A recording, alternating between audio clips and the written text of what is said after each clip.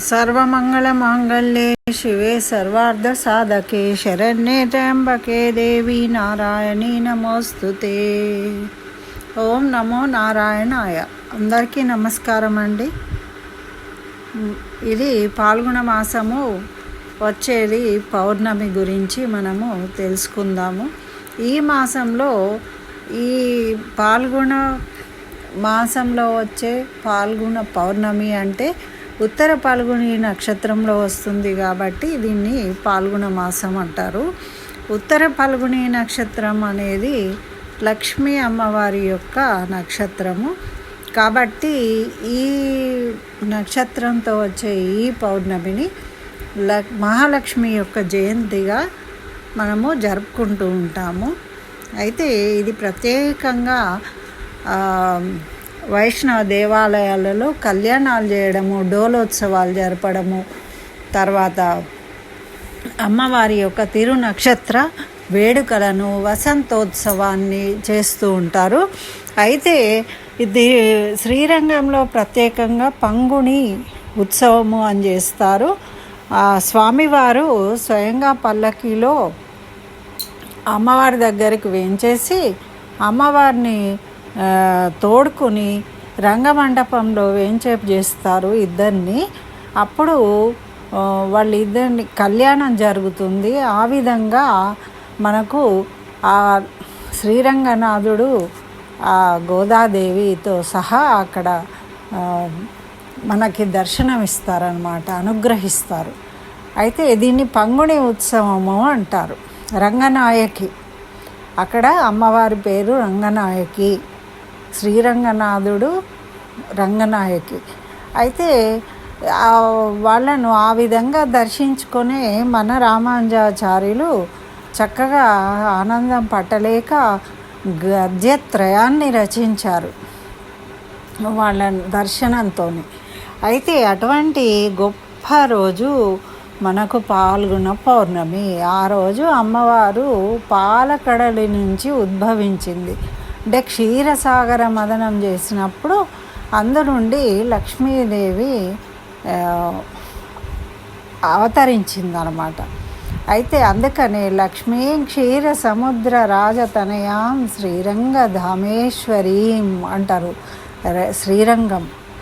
శ్రీరంగధామేశ్వరీం దాసీభూత సమస్త దేవవనితాం లోకైక దీపాంకురాం. ఆ అమ్మకు అది. అందుకని మనము ఈ పాల్గొన పౌర్ణమి సందర్భంగా ఈ అమ్మవారు ఆవిర్భవించిన విధానాన్ని తప్పకుండా వినాలి. అందరూ శ్రద్ధాభక్తులతో విని తరించాలని ఈ వీడియో చేస్తున్నాను కాబట్టి ఎక్కడా స్కిప్ చేయకుండా మొత్తం వినండి. చక్కగా విన్నవారికి, చదివిన వారికి అందరికీ కూడా తప్పకుండా ఆ తల్లి అనుగ్రహం వల్ల సంపదలు కలుగుతాయి అని ఫలశ్రుతి చెప్పబడింది. అష్టైశ్వర్యాలు కలుగుతాయి అని. అందుకనే మనము మొన్నటి వరకు శ్రీ సూక్త పారాయణం చేసుకున్నాం అమ్మవారి అనుగ్రహం కోసము. అదేవిధంగా ఈ కథను వీలైనన్నిసార్లు వినండి. అసలు ఈ మాసం అంతా కూడా ఈ అమ్మవారిని తలుచుకుంటూ స్మరించుకుంటూ అమ్మవారి కథలు వింటూ ఉంటే మనము అలా చదువుతూ భక్తితో చదివినప్పుడు మన శరీరంలో ఆ భావావేశం కలుగుతుంది, చైతన్యము. దానివల్ల మనకున్న రుగ్మతలు కానీ, దోషాలు కానీ, అలక్ష్మి, దరిద్రము అన్నీ నశించిపోయి చక్కటి శుభాలు, సిరి సంపదలు కలుగుతాయి అని మన పెద్దలు చెప్తున్నారు. కాబట్టి ఇది తప్పకుండా అందరూ వినాలని నేను ఈ వీడియో చేస్తున్నాను. అయితే క్షీరసాగర మదనం ఎందుకు జరిగింది? పరీక్షిత్ మహారాజు మహామునిని అడుగుతూ ఉన్నాడనమాట, అసలు క్షీరసాగర మదనం అనేది ఎందుకు జరిగింది అని. అయితే దూర్వాస మహాముని శాపం వల్ల దేవతలందరూ వాళ్ళ వైభవాన్ని కోల్పోయిండ్రు. వాళ్ళ శక్తులు, ఆయుధాలు అన్నీ కోల్పోయి దిక్కులోచని విధంగా తిరుగుతూ ఉన్నారన్నమాట. అయితే ఈ భృగు మహర్షి ఏమో ఒకసారి వైకుంఠానికి వెళ్ళినప్పుడు ఆ వైకుంఠంలో నారాయణుడు లక్ష్మీనారాయణులు ఏకాంతంలో ఉన్నారు. వీరు వచ్చినది గమనించుకోలేదు. అందుకని ఆయన కోపం వచ్చి ఏం చేసిండు అంటే శ్రీమన్నారాయణుడి ఛాతి మీద కాలితో దన్నిండు. ఆ వక్షస్థలం అనేది అమ్మవారి యొక్క స్థానం కదా. అందుకని ఆమె కోపం వచ్చి అలిగి ఆమె వెళ్ళిపోయింది. నేను ఆయన కాలుతో తన్నిన ప్రదేశంలో నేను ఉండలేను అని. ఆ విధంగా లక్ష్మి వెళ్ళిపోయినందువల్ల లక్ష్మీ కళ సంపదలన్నీ పోయినాయట.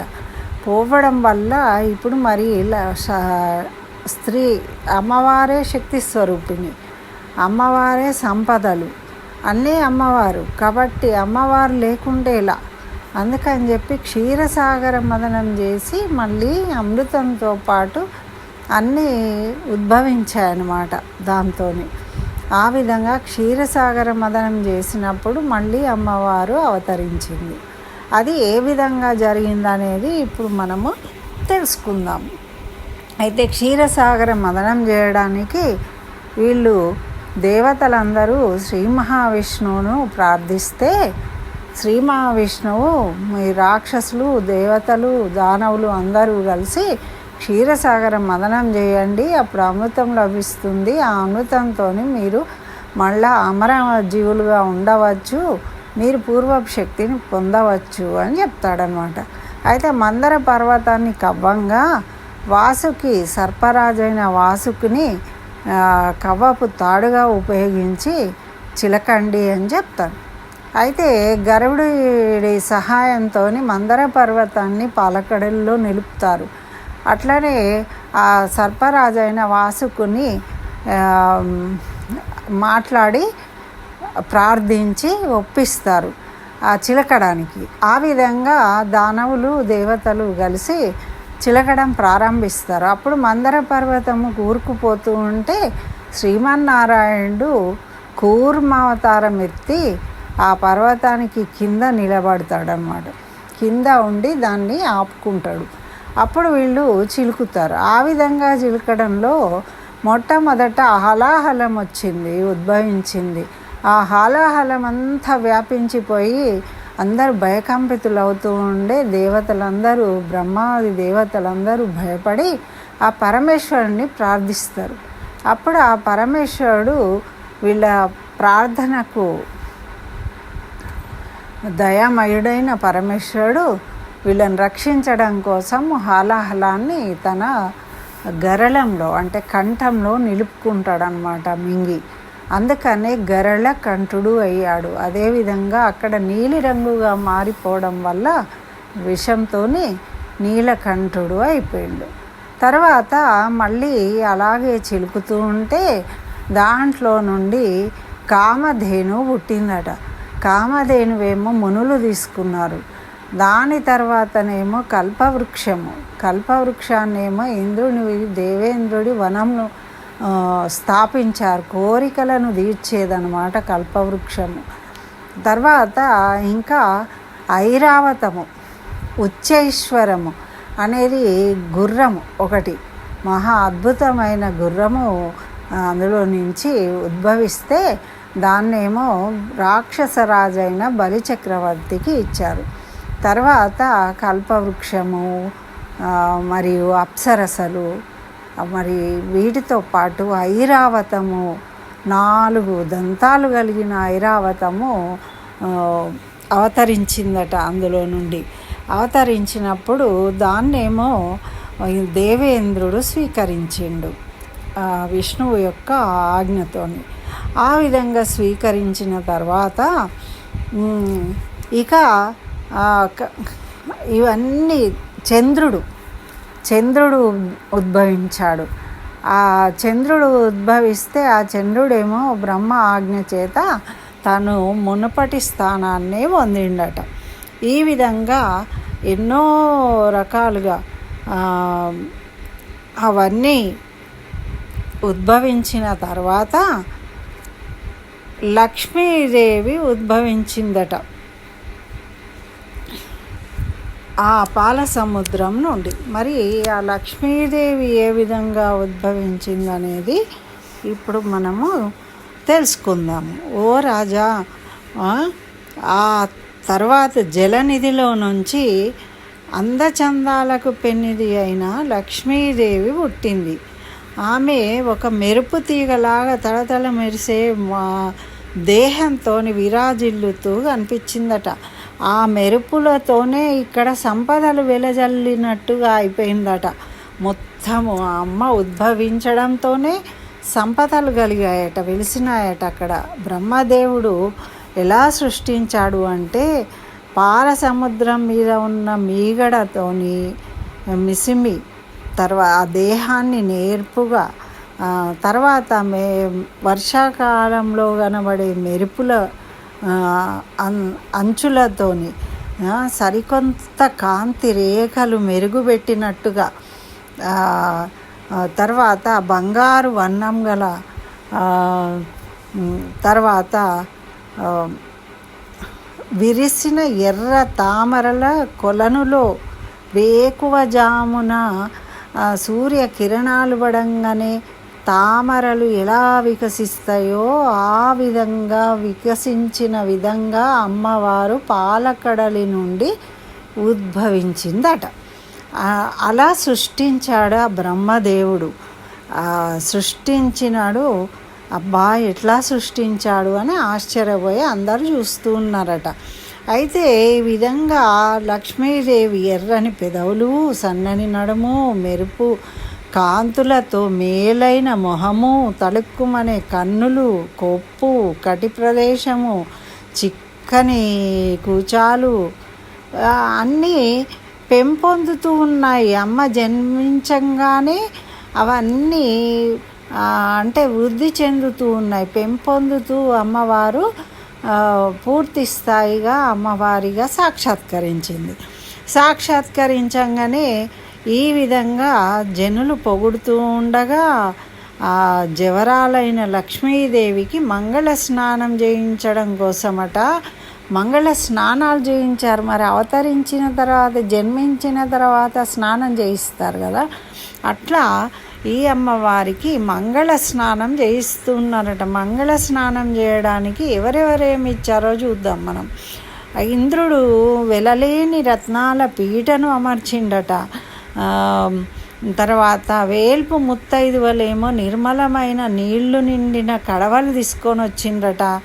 భూదేవి ఏమో కలశాలల్లో వేసే చిగుళ్ళను తీసుకొచ్చిందట. గోవులు పాలు, పెరుగు, నెయ్యి మొదలైన వాటన్నిటిని తీసుకొచ్చినాయట. వసంతుడేమో విరివిగా తేనె అందించిండట. మునులేమో సంకల్పం చెప్తూ ఉన్నారట. మేఘాలు, పణవాలు, గోముఖాలు, బాకాలు, తప్పెటలు, మద్దెలలు, శంఖాలు, వీణలు, పిల్లన గ్రోవులు ఇవన్నీ మ్రోగినట్లు ధ్వనిస్తూ ఉన్నాయట. గంధర్వులేమో పాటలు పాడుతూ ఉన్నారట. గంధర్వ కాంతలేమో నృత్యాలు చేస్తూ ఉన్నారట. అమ్మ ఆవిర్భవించిన ఆనందంలో దేవతలందరూ ఈ విధంగా అక్కడ ఉత్సవాన్ని జరుపుతూ ఉన్నారు. అమ్మకు మంగళ స్నానాలు చేయిస్తూ ఉన్నారన్నమాట. మహాపండితులు మంగళాశిస్సులు పలుకుతూ ఉన్నారు. ఇట్లా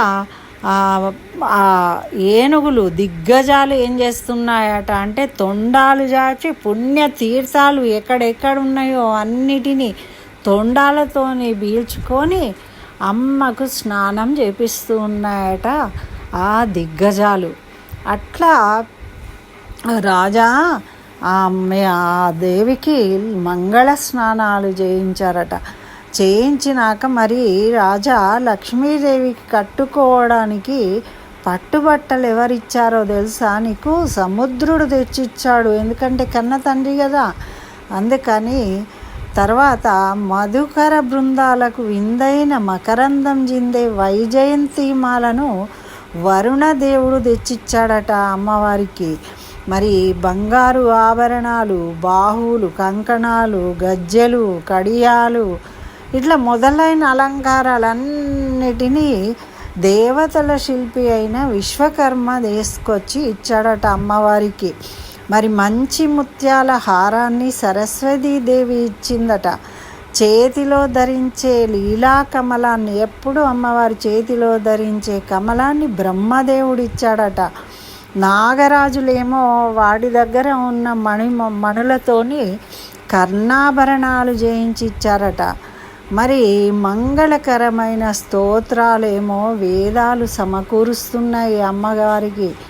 ఈ విధంగా అన్నీ జరుగుతూ ఉంటే ఎల్లలోకాలకు ఏలిక సానివై జీవించు అని సర్వులు ఆశీర్వదిస్తూ ఉన్నారట అమ్మవారికి. ఈ విధంగా బ్రహ్మాండంగా అక్కడ వేడుకలు జరిగాయి అమ్మవారు జన్మించిన సందర్భంగా. అయిపోయినాక అటువంటి లక్ష్మీదేవి అమృతాన్ని వలికిస్తూ, మరి ఆమె సామాన్య స్త్రీయా?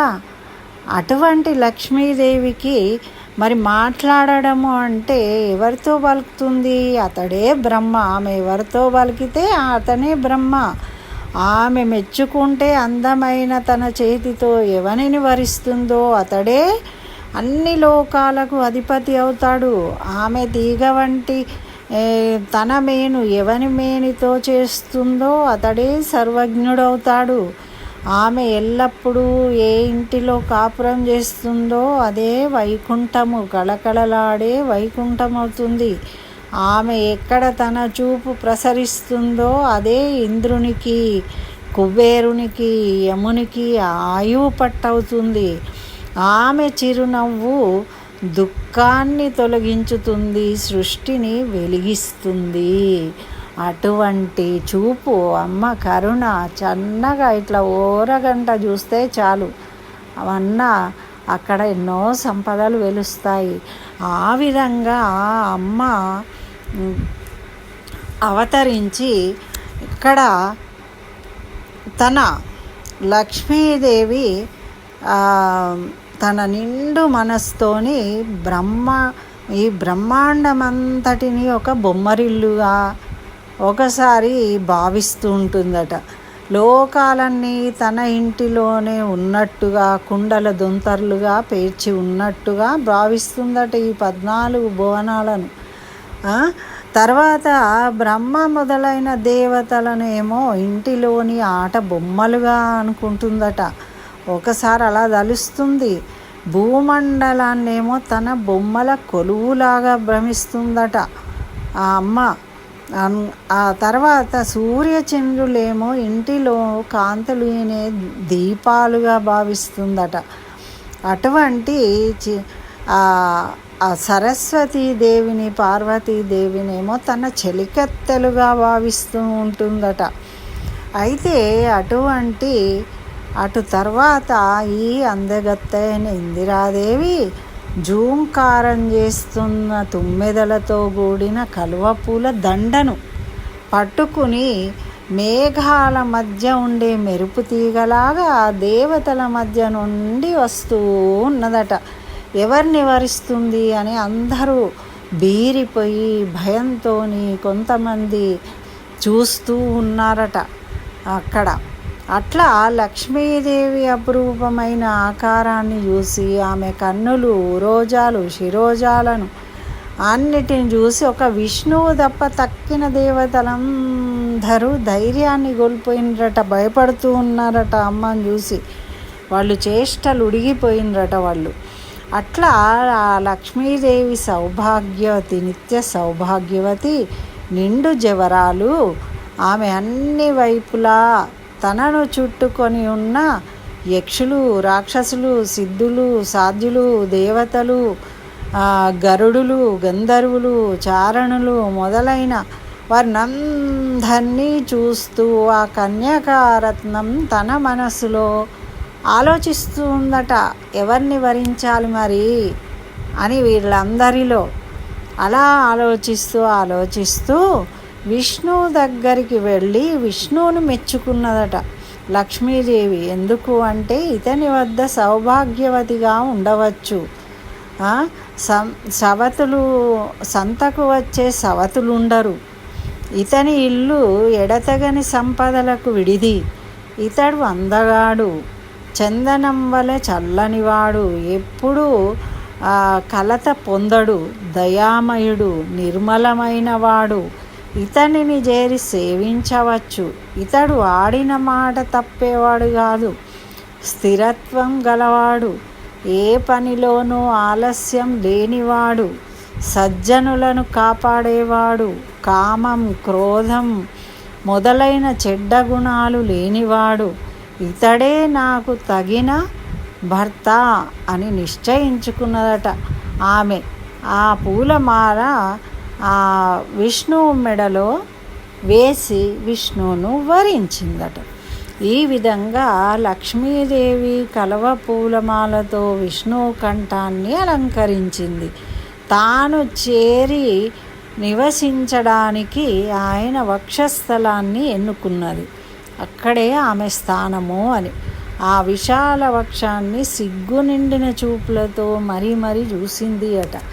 అయితే స్త్రీకి సిగ్గు అందము కాబట్టి ఇక్కడ అమ్మవారైనా ఆ విష్ణువును చూడడానికి సిగ్గుపడుతుందట. పెళ్ళుబికిన ప్రేమతో లక్ష్మీదేవి తల ఎత్తింది చూడడానికి, కానీ సిగ్గుతో తలదించుకుంటుందట. ఆ ప్రాణవల్లభుడైన ఆయనని చూడాలి అని కోరిక కలుగుతుంది అట. ఆ తొట్టుపాటు వల్ల మొహాన్ని ఎత్తడానికి సిగ్గు అయి మళ్ళీ దించుకుంటూ ఉంటుందట. ఇట్లా విష్ణువు చూస్తే లక్ష్మి చూసేది కాదు, లక్ష్మి చూస్తే ఆమెను విష్ణువు చూడడానికి సిగ్గుపడుతూ ఉన్నారట. ఒకరినొకరు చూసుకోవడానికి ఆ ఆనందంతో సిగ్గుతోని. అప్పుడు ఇలా వాళ్ళు తటపటాయిస్తూ ఉన్న సమయంలో మన్మధుడు తొందర పెట్టిండట వాళ్లకు. ఆ మన్మథ బాణం వేసేసిండు. మరి లోకాలకు తండ్రి అయిన విష్ణువు లోకాలకు తల్లి అయిన లక్ష్మీదేవిని తన పక్షాన చేర్చుకున్నాడు. అప్పుడు ఆ కనికరం కురిసే లక్ష్మీదేవి చూపుల వల్లనట ప్రజలకు ఎన్నో శుభాలు కలిగినాయట. అటువంటి సద్వీమణి పూర్వం వలె భర్తతో చేరిన పుణ్య సంపద వల్ల లోకాలు పెంపొందినాయి. అటువంటి పౌర్ణమి, ఈ పౌర్ణమి రోజు ఇంత మహత్తరమైన సంఘటన జరిగినందువల్ల మనము అమ్మవారిని స్మరించుకోవడం వల్ల మనకు కూడా సంపదలు కలుగుతాయని సాక్షాత్తు వ్యాస భగవానుడే మనకు ఫలశ్రుతిని ఇచ్చాడనమాట. అందుకని ఈ పుణ్యకథను మనమందరము వినాలి. ఇలా అల్లుడైన మహావిష్ణువుకు కడలిరాజు తనలోని కౌస్తుభం అనే అమూల్య రత్నాన్ని కానుకగా ఇచ్చిండట. దానిని విష్ణువు తన వక్షస్థలాన ధరించిండు. అప్పుడు శ్రీవత్సము, కౌస్తుభము, వైజయంతి మాలిక, ముత్యాలహారము మొదలైన వాటితో కూడిన సొగసైన విష్ణువు ఎదపై లక్ష్మీదేవి నివసించింది. అప్పుడు వెళ్ళిపోయిన లక్ష్మీదేవి తిరిగి మళ్ళీ శ్రీమన్నారాయణ్ణి చేరింది వక్షస్థలంలో. ఈ విధంగా ఆ క్షీరసాగర మదనం చేసి అందులో నుంచి అమ్మవారు ఉద్భవించి తిరిగి ఆ శ్రీమన్నారాయణ్ణి చేరిన రోజే ఈ ఫాల్గుణ పౌర్ణమి. ఆ సమయంలో మునుముందుగా శంఖాలు, మద్దెలలు, పిల్లన గ్రోవులు మోగినాయి, పెను చీకట్లు తొలగిపోయినాయి, దేవతల నాట్య సంగీతాల వేడుకలు వెలుగొందాయి. లోకంలోని పూజ్యులు, బ్రహ్మాది దేవతలు సంతోషించి పూల జల్లు కురిపించారు. విష్ణు నామాంకితాలైన మంత్రాలతో స్తోత్రం చేశారు ఆ లక్ష్మీనారాయణులకు. ఓ రాజా, లక్ష్మీదేవి చల్లని చూపులతో తీయగా చూసిందట. చూడగానే ప్రజలకు వైభవము, శుభము సమకూరినాయట. లోకం సుఖించింది, జగత్తుకు కొత్త ప్రాణం వచ్చి చేరింది, చైతన్యము కలిగింది. అమ్మ శ్రీమన్నారాయణి వక్షస్థలంలో ఎప్పుడైతే చేరిందో అప్పుడు వెంటనే అన్నీ మారిపోయినాయి, చైతన్యవంతమైపోయినాయి. ఓ రాజా, లక్ష్మీదేవి శుభకరమైన చూపులు చూడడం వల్ల అక్కడ అన్ని సంపదలు కలిగినాయట అందరికీ. మరి లక్ష్మీదేవి ఎప్పుడైతే ఆ శ్రీమన్నారాయణుడి చేరిందో అప్పుడు ఆమె చూపు కరువైంది రాక్షసులకు. అందుకని వాళ్ళు పరితపించారు. వాళ్లకు కీడు అనిపిస్తూ ఉందట, విచారము మొదలైందట వాళ్ళకి. అమ్మ ఎప్పుడైతే శ్రీ మహావిష్ణువు వక్షస్థలంలో చేరిందో అప్పుడు. అయితే ఈ విధంగా పాల సముద్రాన్ని చిలికేటప్పుడు చక్కగా అమ్మవారు ఉద్భవించిన ఈ ఘట్టాన్ని మనము ఈ పౌర్ణమిలోపు ఎన్నిసార్లు వీలైతే అన్నిసార్లు వినడం వల్ల మన శరీరంలోని దోషాలు, పీడలు, రుగ్మతలు అన్నీ తొలగిపోతాయి. లక్ష్మీ దోషాలన్నీ తొలగిపోయి చక్కగా సంపదలు కలుగుతాయి, మన దరిద్రం తొలగిపోతుంది అని మనకు ఫలశ్రుతిలో చెప్పిండు. కాబట్టి అందరూ చక్కగా వినండి, అందరికీ షేర్ చేయండి. ఇంకా నా ఛానల్ సబ్స్క్రైబ్ చేయకుంటే సబ్స్క్రైబ్ చేయండి. తప్పకుండా లైక్ చేయడం మర్చిపోకండి. ఓం మహాలక్ష్మీదేవ్యే నమః. స్వస్తి. జై శ్రీమన్నారాయణ. సర్వం శ్రీకృష్ణ చరణారవిందార్పణమస్తు.